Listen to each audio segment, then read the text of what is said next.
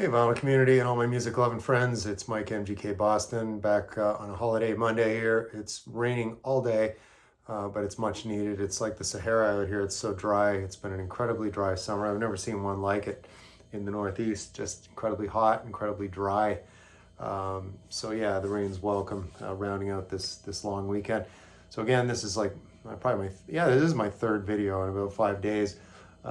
Yeah, we just staying local this weekend. So with the weather crappy, I was inspired by my friend Brian over at the Embryonic Robot channel. I did comment yesterday to him that I was going to make a video on this subject. The subject is my 10 least valuable records. So per Discogs, I'm not going to go in and explain Discogs like I just did a video not long ago about my most valuable rather. So taking the median value, which the Discogs valuation tool does, and it's like the stock market, it fluctuates, ebbs and flows. But I just went through quickly last night and minused out any kind of 12-inch singles, EPs, or orchestra stuff. I have all my parents' old records, so a lot of that stuff like Byrd Camford, we know that's not worth anything, so I thought that was kind of moot to show that. I may, though, just for fun, because I do like that stuff, that orchestral pop. I may do one on 10 of my favorites, kind of maybe a subject like 10 of my favorite orchestral pop records growing up as a child, because I remember my parents, that's pretty predominantly what they listened to at the time. But anyway, back on track here. My 10 least valuable, so I'm going to go from the most valuable, which is around $3 or $4, and then just descending down into the twos. I think I end up maybe the threes, actually, looking at my list here. So anyway, let's get started. Great piano player, keyboard man himself. It's Jules Holland right there. Former member, he was one of the founding members of Squeeze with Chris Difford and Glenn Tilbrook in the 70s into the 80s, and he left Squeeze around 80, 81. And then kind of formed his own like a mini big band thing, as you can see here. Kind of his thing was boogie woogie piano style. And then he eventually went back into Squeeze for a couple of years in the 80s, but he found his way mostly as a TV host, and that's what he still does in England on the BBC. Of course, Later with Jules Holland. You can look up any of the clips from his show, again, called Later with Jules Holland on the BBC. We get it here, full hour-long episodes in the States on VH1, or VH1 Classic, whatever they're calling it now. Usually the episodes are a year or two old, but it's a really unique show in that he's got this giant sound stage with probably, if he has 5 acts, he usually has multiple acts within the hour. They each have their own stage, so he'll be kind of walking around as he introduces them, and they're on mini stages. It must be, like I said, a huge sound stage, because there is a small live audience as well. But it's kind of cool because sometimes he'll sit in with the bands and play piano. But he's a great host. He's got a great personality. So again, it's Jules Holland, and this was a one-off he did. His band was called the Millionaires. There he is down in front, Jules right there. And of course you can see it's like a little mini big band there with the big bass and the snare. And of course the saxophone and the backup singers right here, these gals in the back. Yeah, probably my favorite on this is a song called Bumbo Boogie into Pineapple Chunk. They're fun songs. This is a very fun listen. I threw this on last night. I hadn't listened to this in probably 30 years. I bought this when it came out. I would have still been a high school kid. But anyway, it's Jules Holland and his Millionaires, and this clocks in at, what's the price? $3.48 per Discogs, the median value on that. And yeah, just I think on the inside, I think they were on IRS. Yeah. There's the IRS logo, always like that cool logo. Yeah, so run by Miles Copeland, of course, IRS Records, and it's Jules Holland and his Millionaires. That can be yours for $3.48. Coming in at number 9, in order of value here, of course, it's the New Riders of the Purple Sage. This is called Home on the Road. Release date on this one, 1974. I'm a huge fan of these guys. You've probably seen me show some of their stuff in my other videos. They had a huge output between 1970, 76, 77. You average of 2 albums a year. This is a live set right here. This is called Home on the Road. And of course, they produced a couple of their albums were produced by Jerry Garcia, and this one too.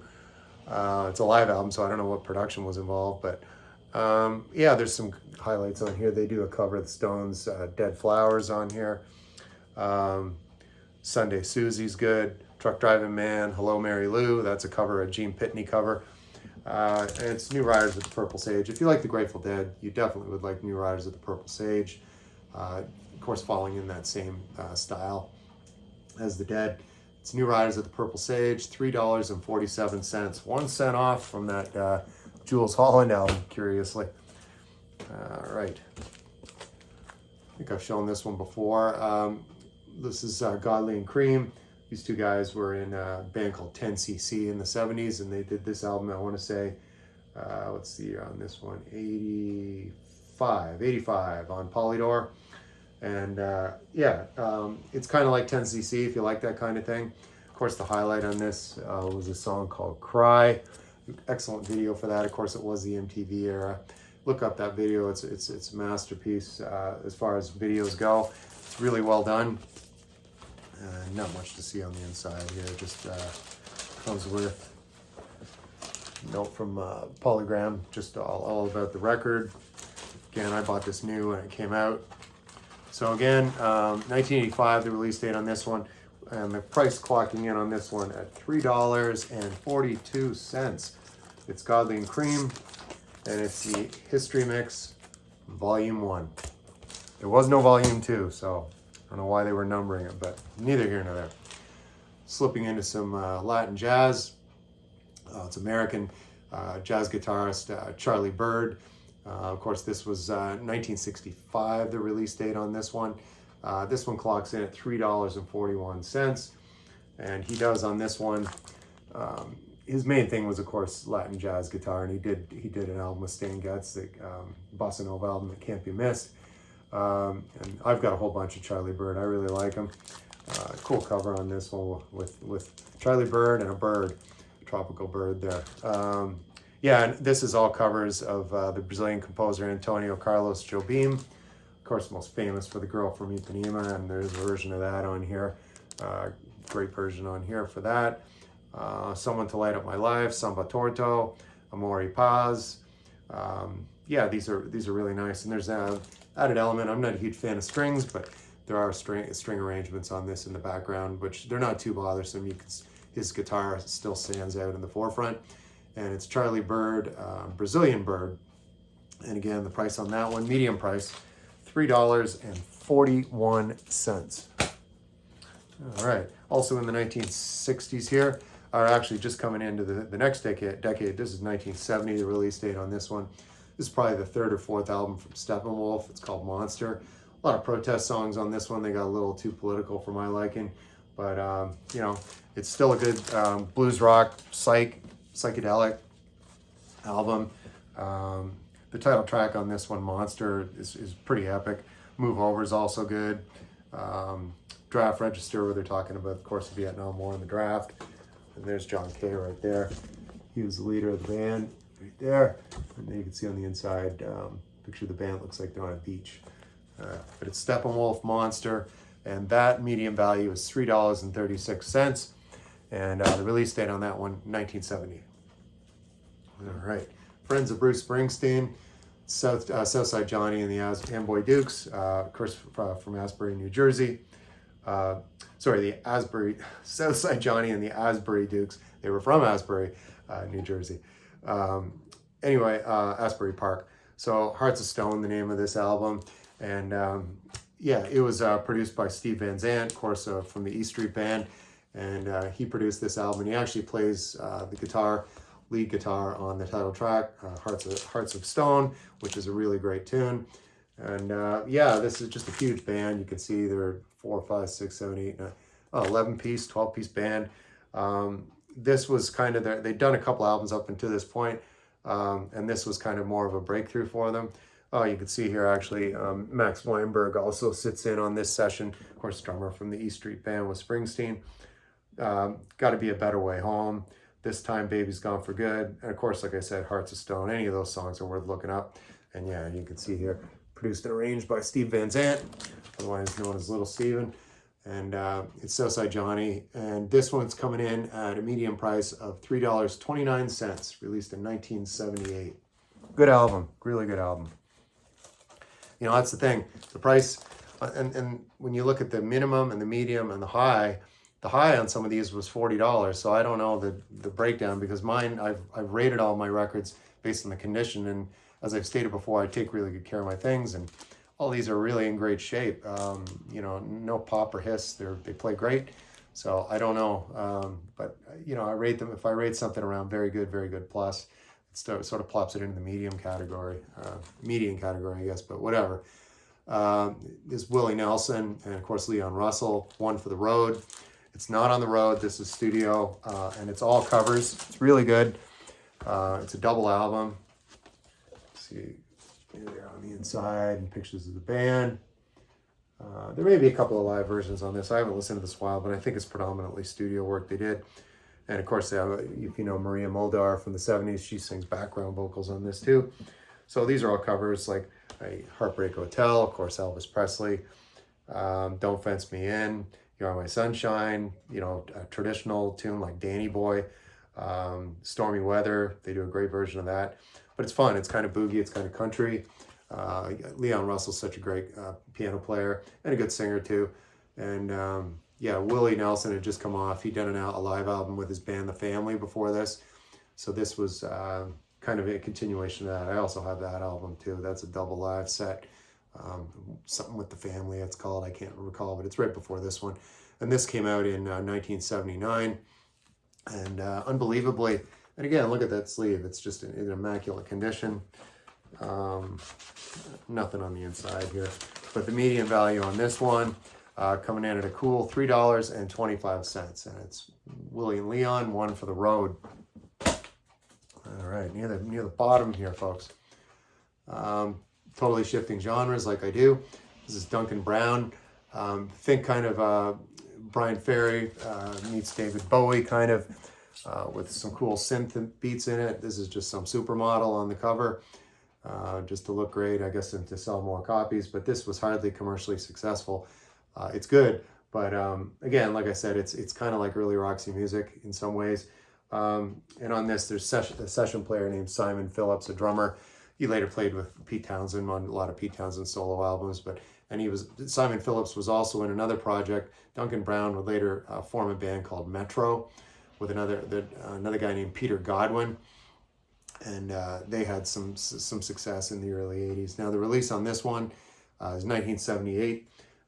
If you want to look up any of the songs on this, I would recommend the first two.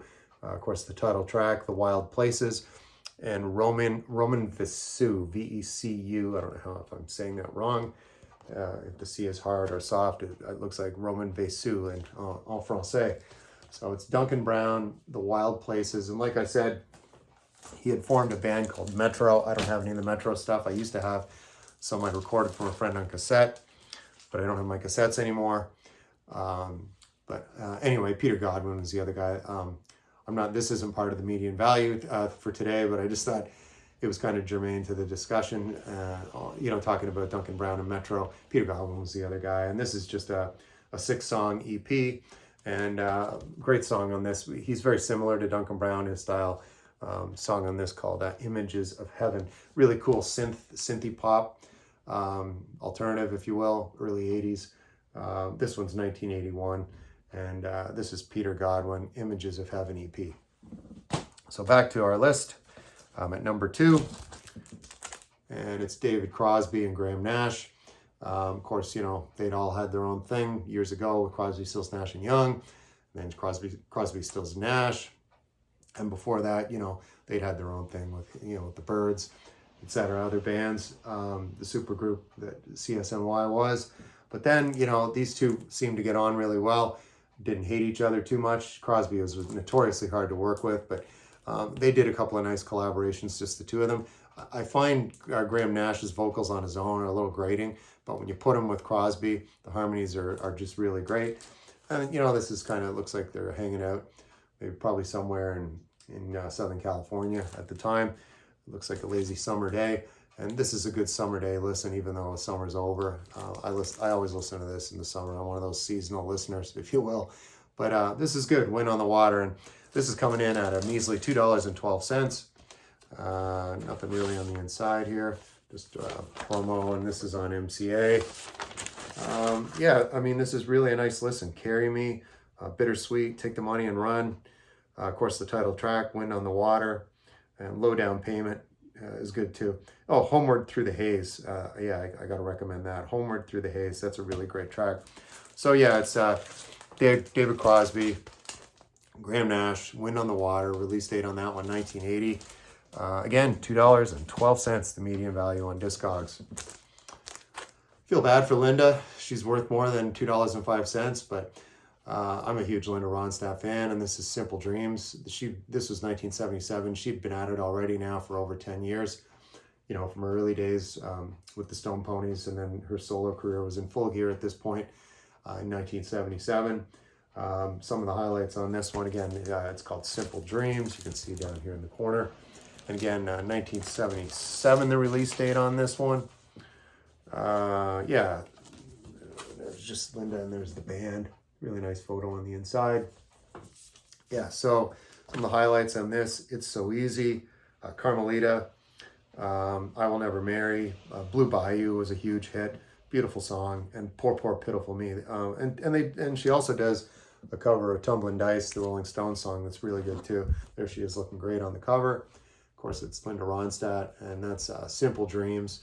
Release date on that one, 1977. So my 10 least valuable records, or at least examples of them. Like I said, I excluded 12-inch singles and some of that orchestral stuff from my parents' old collection. But anyway, that's it. Hope you liked the video. Again, rainy day, so I just thought I'd throw this out there to respond to Embryonic Robot Brian, his video. So everybody, have a good week. See you next time.